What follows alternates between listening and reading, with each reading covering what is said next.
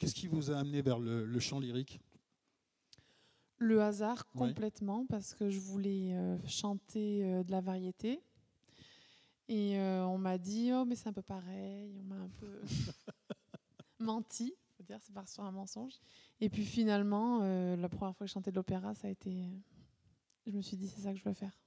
Une Donc on a eu révélation. beaucoup de chance. On aurait pu vous avoir à l'Eurovision et finalement vous êtes à l'Opéra de Paris. C'est ça. Voilà, c'est très bien. Et vous, quels sont vos débuts? Comment avez-vous commencé, Stéphane? Qu'est-ce qui vous a donné le déclic, l'étincelle? Un petit peu par hasard, moi j'avais 10 ans et dans une famille assez sportive, deux grands frères qui faisaient des activités sportives, mes parents très sportifs. Moi qui suivais, mais j'avais pas d'activité comme certains en club. J'avais un frère qui faisait du rugby, voilà. Moi je faisais pas comme ça. Je suivais un petit peu mes grands frères et la famille. Et puis un jour, ma mère et mon père m'ont proposé, est-ce que tu voudrais faire de la danse? Ils avaient proposé à mon grand frère qui a dit non. Et j'ai dit oui, je sais pas pourquoi. Je savais pas ce que c'était. Je ne savais pas de quoi elle me parlait. Encore aujourd'hui, je ne sais pas pourquoi j'ai dit oui. Et puis, on m'a mis dans une école de danse et je ne sais pas, la greffe a pris, quoi. Au bout de 3 mois, je demandais à changer d'école parce qu'on ne travaillait pas bien. Voilà, et ça a pris comme ça. Et aujourd'hui, je ne sais pas l'expliquer parce que je ne suis pas dans une famille de danseurs ou d'artistes. Rien à voir. Vous voyez, les destins sont particuliers hein, et sont très intéressants. Poema, comment ça a commencé pour vous? Moi, j'ai commencé assez tard le kite, enfin à 16 ans, comparé à d'autres sports où il faut vraiment commencer plus tôt.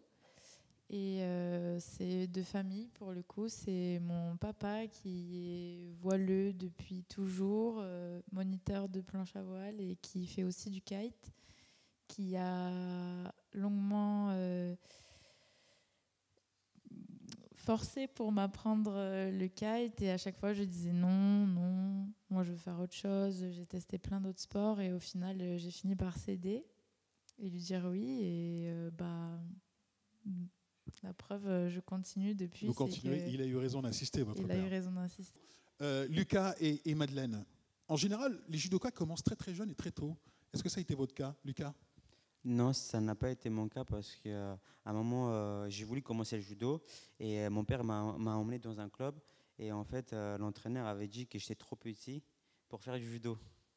Et du coup, j'ai attendu une année et l'année d'après, j'avais commencé le judo. Et de colère, vous les avez tous battus, c'est ça? Pas tout de suite, mais après, petit à petit. Petit à petit, vous les avez battus.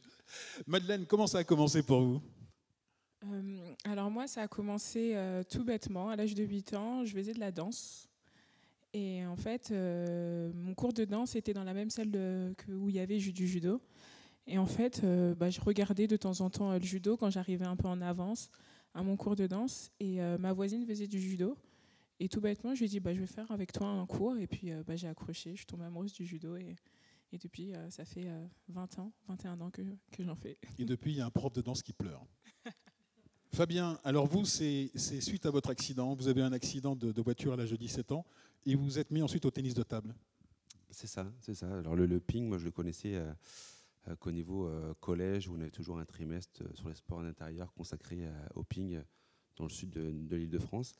Et effectivement, après mon accident de voiture en centre de rééducation, quand on commence à passer quelques moments au fauteuil, pour sortir du lit, on va, assez naturellement, je me suis dirigé vers ce qu'on appelle le gymnase, où on peut se tester à plusieurs pratiques sportives, y compris le ping. Le ping, c'était facile, on mettait une table à peu près partout, prenait une raquette, et gentiment, on a pris la raquette, et puis je commence à faire quelques échanges, et j'ai retrouvé un petit peu le côté plaisir et ludique que tout le monde connaît sur le ping-pong, et celui que moi aussi j'avais quand j'étais gamin au collège, et puis l'aventure a commencé gentiment comme ça, les pousser les portes d'un club, et avec aucune vue d'une carrière de sportif de haut niveau. C'était vraiment juste le plaisir de pratiquer le ping-pong et de rencontrer des gens et d'être dans un club associatif et de se faire plaisir, quoi. Alors, Timothée, comment ça a commencé pour vous? Qu'est-ce qui vous a amené vers le chant lyrique? Moi, le chant, c'est un rapport très lié à l'écriture. En fait, j'ai commencé à faire du rap quand j'étais au collège. J'avais un groupe. Attendez, donc vous avez commencé par le rap, c'est Oui. ça? Ok. Donc j'ai commencé par le rap et le reggae, et parce que j'écrivais, j'aimais beaucoup écrire et chanter mes textes. Et ensuite, j'ai fait un peu de chansons françaises, tout ça. Et puis, pendant que je faisais du rap, on faisait les balances comme ça, comme on a essayé les micros tout à l'heure. Et il y avait une soprano dans la salle qui m'a dit « Mais tu sais que tu as une voix, toi, et tout ça. Je vois la personne qui tourne les boutons dans tous les sens pour réussir, pour réussir à régler le son. Tu devrais prendre des cours de chant, etc. » Et ça m'était resté dans la tête. Et ensuite, j'ai étudié la littérature, je vais très vite.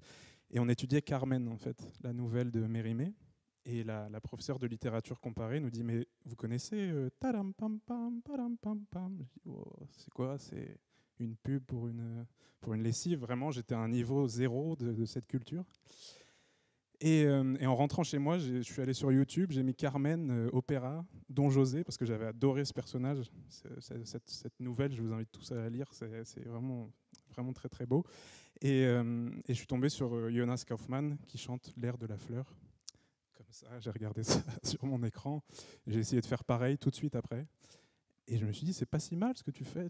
Voilà. Puis j'ai rappelé cette copine du groupe de rap là, pour avoir les coordonnées de sa professeure. Je suis allé la voir. Et puis,